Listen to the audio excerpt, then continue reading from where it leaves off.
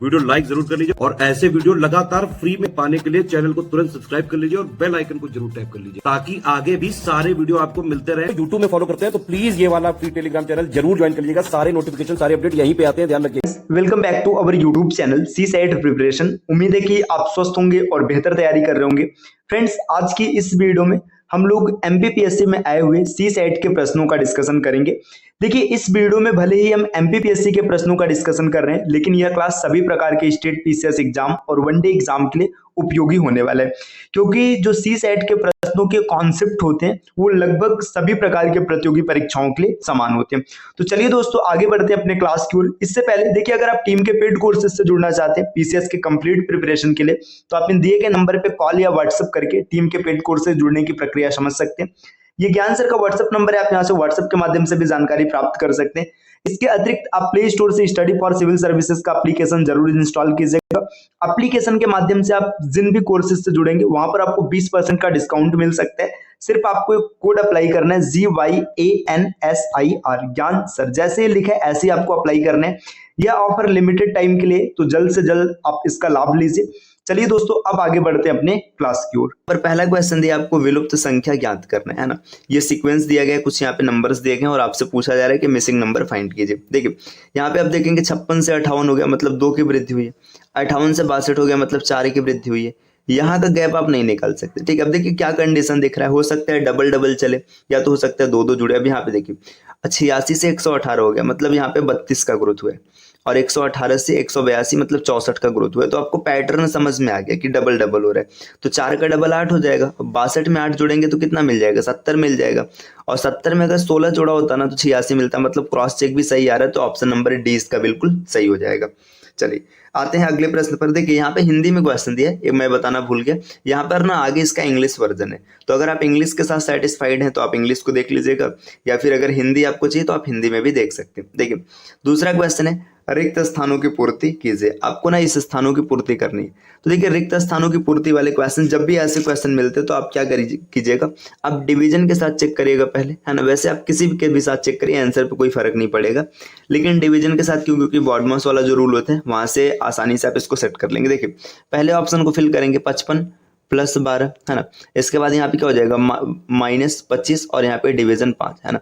देखिए, 25 में 5 का डिवीजन करेंगे तो फिर 5 आएगा, है ना। इसके बाद 5 आ जाएगा तो यहाँ पे जोड़ देंगे या घटा देंगे, तो ये 62 मतलब सेटिस्फाइड नहीं करेगा पहला। दूसरे को देखेगा, यहाँ पर 5 आ जाएगा, है ना। 12 × 5 = 60, है ना। देखिए, आप इसको ध्यान से अगर देखेंगे तो 55 में से 60 ये भी सेटिस्फाइड नहीं करेगा, है ना। यहाँ पे 55/12 ये दशमलव में आ जाएगा, ये भी गलत हो जाएगा। अब एक ऑप्शन है तो सही भी यही होगा, बाकी तसल्ली के लिए हम लोग चेक कर लेते हैं कि सही है कि नहीं। तो देखिए, यहाँ पे लिखेंगे 55 और +12, ठीक। इसके बाद गुणे 25 और भागे 5। देखिए, इन दोनों का भाग किया गया तो 5 आ गया। 12 × 5 कितना होता है? 60। 55 और +60, इसको जब आप जोड़ेंगे तो आपको 115 मिल जाएगा, जो कि बिल्कुल सही होगा, ऑप्शन नंबर डी। चलिए अगले प्रश्न पर आते हैं। अगला प्रश्न आपके सामने कैसे क्या दिया है, यहाँ पे एक प्रश्न दिया है जिसमें आपको बोल रहा है कि विलुप्त संख्या फाइंड आउट कीजिए। ये सर्कल बना है ना।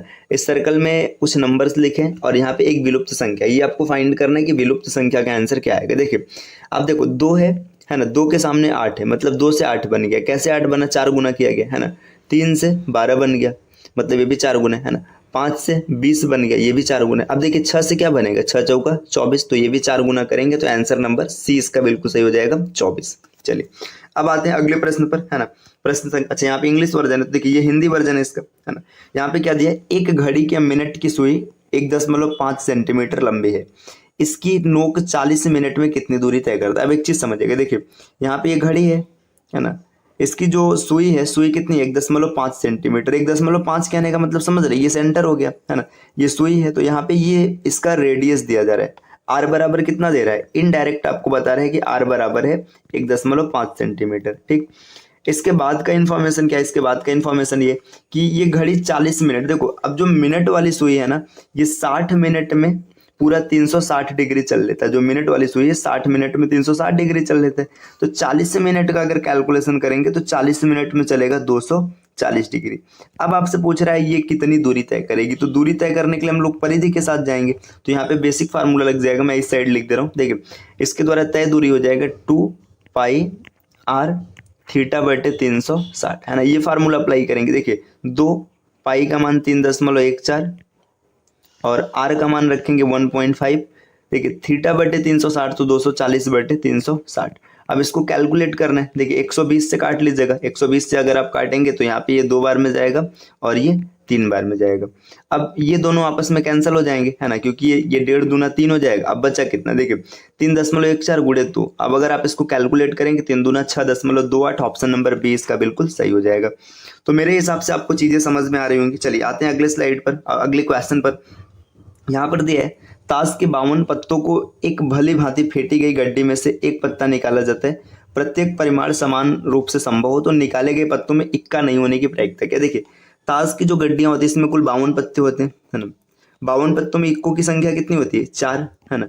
इक्को की संख्या 4 है। अगर रैंडम तरीके से आप एक पत्ता कोई भी खींचेंगे तो इक्का होने की प्रायिकता कितना है। देखिए 52 में से एक पत्ता ना, मतलब 4 पत्ता ऐसा है जो आपका इक्का हो सकते हैं। तो 4 पत्ता इक्का हो सकते हैं, 1/13 ये इक्का होने की प्रायिकता है।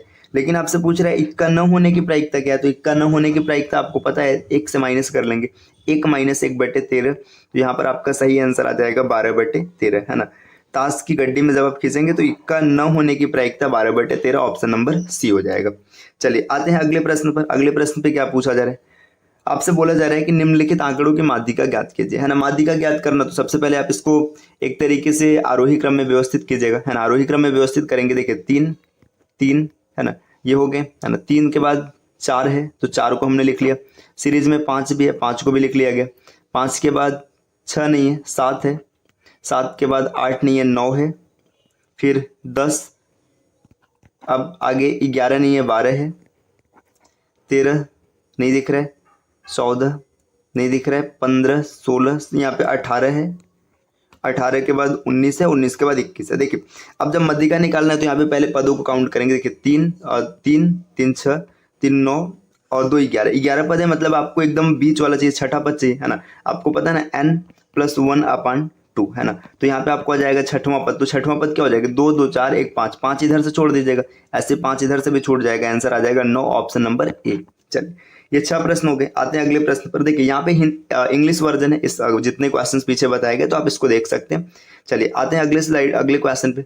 तो अगला क्वेश्चन यहाँ पर आपके सामने दिया गया। क्वेश्चन क्या बोल रहे हैं, विलुप्त संख्याएं ज्ञात कीजिए, है ना। यहाँ पे एक क्वेश्चन दिया है, इसमें कुछ नंबर नहीं दिया गया तो आपको निकालना है। देखिए अब इसको भी ना आप हिट एंड ट्रायल मतलब ऑप्शन मेथड से चेक करेंगे। देखिए यहाँ पे दिया है 3 के पावर x प्लस √x बराबर, देखिए ये 2 दूना 4 को मैं इधर कर दे रहा हूँ तो इधर आकर के 14 बन जाएगा।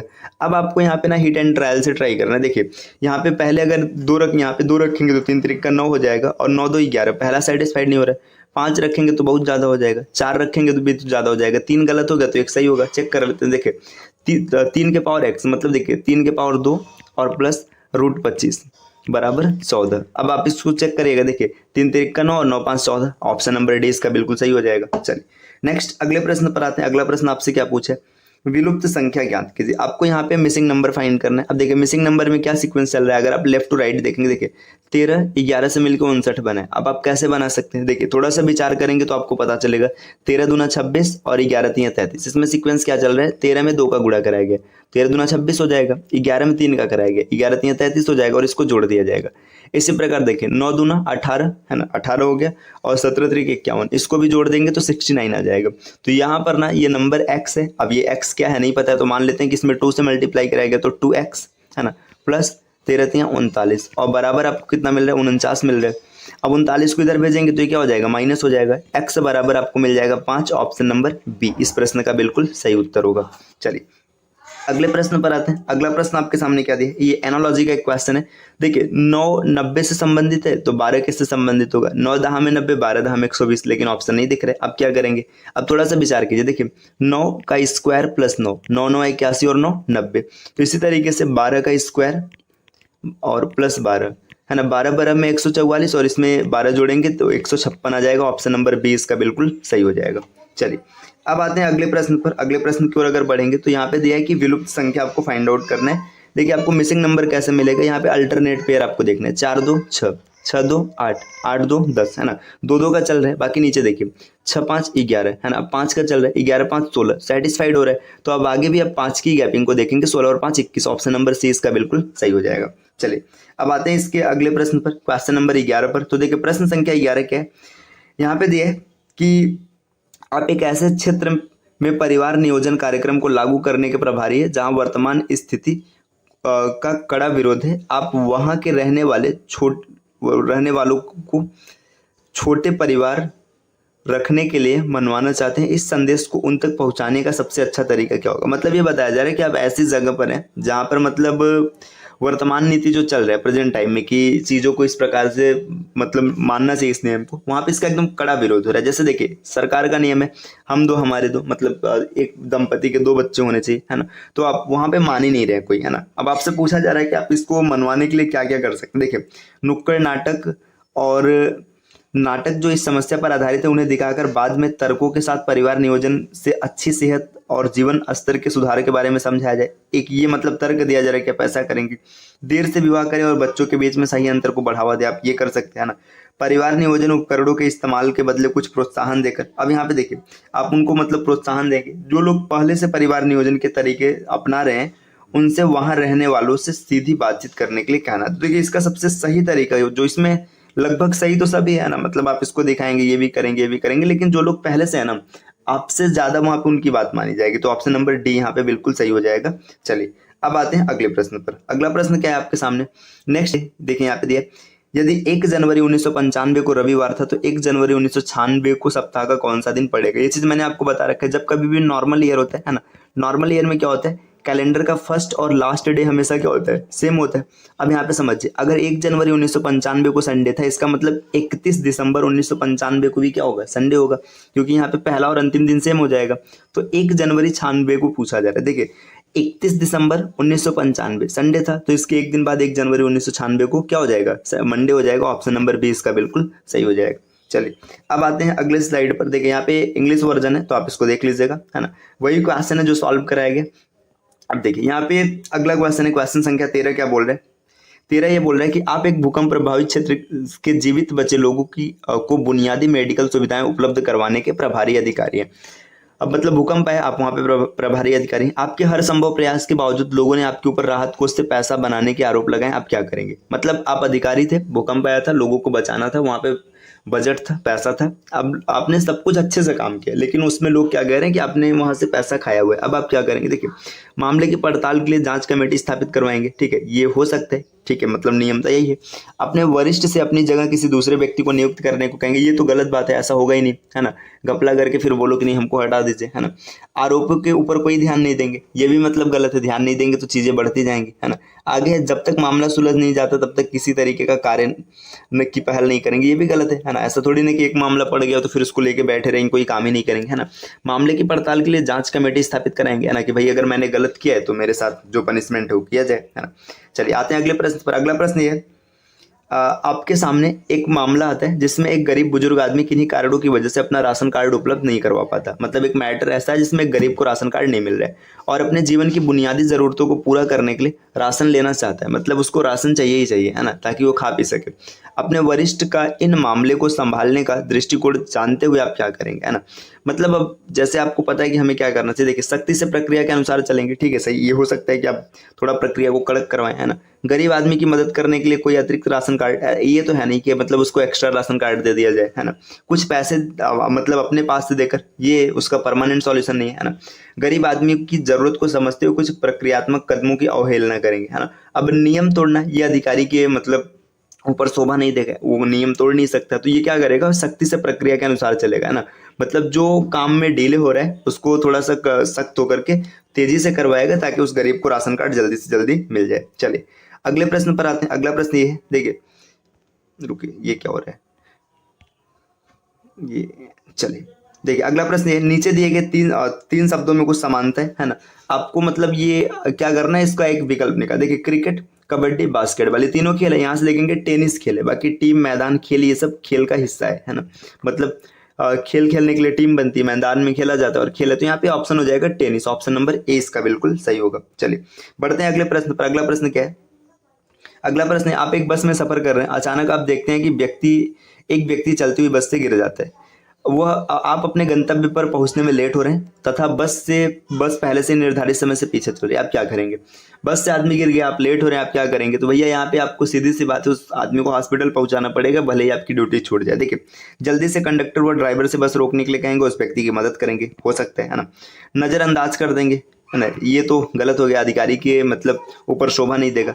अपने गंतव्य पर पहुंचने के बाद ड्राइवर और कंडक्टर को सूचना देंगे, अब मतलब आप पहुंच कर तब सूचना देंगे, कुछ नहीं, उस व्यक्ति के लिए प्रार्थना करेंगे और चुप रहेंगे, ये भी नहीं होगा, है ना। तो ऑप्शन नंबर ए इसका बिल्कुल सही हो जाएगा। चलिए अगला प्रश्न है, यहाँ पे आपके सामने क्या दिया है, देखिए ये लेटर सीरीज का क्वेश्चन है, NYOXPWQVRU, यहाँ पे एक गैप है, उसको निकालना। देखिए एन के बाद क्या किया गया, वाई को लिया गया, है ना। मतलब यहाँ पे देखिए एन के बाद ओ आ रहा है ना, ओ के बाद पी आ रहा है, पी के बाद क्यू आ रहा है, क्यू के बाद आर है, तो आर के बाद क्या आएगा, एस आएगा। एस से शुरू होने वाला ऑप्शन एक ही है, तो सही हो जाएगा। बाकी अगर मान लीजिए दो ऑप्शन चेक रहता तो आप चेक कर लेते। देखिए वाई से एक पीछे एक्स, एक्स से पीछे डब्ल्यू, डब्ल्यू से पीछे भी, भी से पीछे यू, यू से पीछे टी, तो एस टी इसका बिल्कुल सही हो जाएगा, ऑप्शन नंबर बी। चलिए अब आते हैं अगले प्रश्न पर। ये देखिए पीछे के क्वेश्चन के इंग्लिश वर्जन है, तो आप देख लीजिएगा। अगला प्रश्न यहाँ पर है, क्या दिया है, वर्णमाला के कुछ समूह दिए गए जिनमें से एक को छोड़कर बाकी सामान्य विशेषता रखते हैं, बेमेल को चुने। एंड आपको इसमें जो बिना मेल का है उसको मतलब देखना है कौन सा। तो यहाँ पे देखिए कैसे करेंगे, आप लिख के चेक करेंगे। देखिए बी की प्लेस वैल्यू है 2, ई की है 5 और एच की है 8, ठीक। सी की प्लेस वैल्यू है 3, एफ की है 6 और आई की है 9, है ना। डी का है 4, 7 और जे का है 10। देखिए ई का है 5, एच का है 8 और एल का है 12। अब अगर आप ध्यान से देखेंगे ना तो देखिए पहले में, दूसरे में और तीसरे में 3-3 का गैप है, लेकिन यहाँ पर 12 और 8 के बीच में 4 का गैप हो जाएगा, तो ऑप्शन डी क्या हो जाएगा, बेमेल हो जाएगा, जो मेल नहीं खाते। अब आते हैं अगले प्रश्न पर। अगला प्रश्न ये कि यदि आप किसी निर्णय पर नहीं पहुंच पा रहे हैं तो समाधान के लिए आप निम्नलिखित में से किस विकल्प का चयन करेंगे? इस क्वेश्चन का आंसर क्या होगा, आप कमेंट करके बताइएगा। चलिए आते हैं अगले प्रश्न पर। अगला प्रश्न आपके सामने क्या है, क्वेश्चन संख्या 20। यहाँ पर दिया है ना क्वेश्चन संख्या 20 में कि दिए गए विकल्पों में से संबंधित समानता वाले शब्द को चुनना है आपको। देखिए बिहू, बिहू क्या है, मतलब असम का डांस है, तो गरबा कहाँ का डांस होगा, गरबा गुजरात का डांस होगा, ऑप्शन नंबर सी इसका बिल्कुल सही हो जाएगा। नेक्स्ट अगले प्रश्न पर आते हैं। अगला प्रश्न आपके सामने क्या है, देखिए क्वेश्चन संख्या 21 है। एक आदमी का परिचय देते हुए एक महिला ने कहा, यह मेरी माँ की माँ का इकलौता पुत्र है, उस महिला का आदमी से क्या संबंध? देखिए आदमी का परिचय देते हुए महिला क्या करी, यहाँ पर महिला है ना, एम फॉर महिला, है ना। महिला कहती है कि मेरी माँ, है ना, मेरी माँ के माँ, है ना। अब ये मतलब इस महिला के माँ का इकलौता पुत्र है, मतलब इसका भाई हो जाएगा, है ना, इसका भाई हो जाएगा। तो फिर महिला का उस आदमी से क्या संबंध है, तो महिला इस आदमी की क्या हो जाएगी, भांजी हो जाएगी, ऑप्शन नंबर डी हो जाएगा। चल अगला प्रश्न क्या है, वह शब्द मतलब क्या करना है आपको, वह शब्द चुनिए जो समूह के अन्य शब्दों से कम समानता रखते हैं। देखिए दिन, तारीख, महीना, ये सब मतलब अलग अलग वो है, मतलब ये दिन, तारीख और महीना एक रिलेटेड टर्म में दिख रहे हैं। कैलेंडर जो है ना, कैलेंडर यहाँ से अलग हो जाएगा। देखिए अब आपको शब्दों को सर्वोत्तम अनुक्रम में लगाना है। सबसे पहले आपका जन्म होगा, है ना, जन्म के बाद आप विद्यालय में जाएंगे, विद्यालय के बाद आप कॉलेज में जाएंगे, कॉलेज विद्यालय 4 है ना, रुकिए, विद्यालय में जाएंगे, विद्यालय के बाद आप कॉलेज में जाएंगे, कॉलेज के बाद आपको नौकरी मिलेगी, है ना, नौकरी के बाद आपका वेतन आएगा। तो यहाँ पे 142-35 ऑप्शन नंबर डी सही है। बाकी ऐसे भी देख सकते थे, वेतन सबसे लास्ट में, तो 5 खाली एक ही ऑप्शन में। चलिए अगले प्रश्न की ओर आते हैं।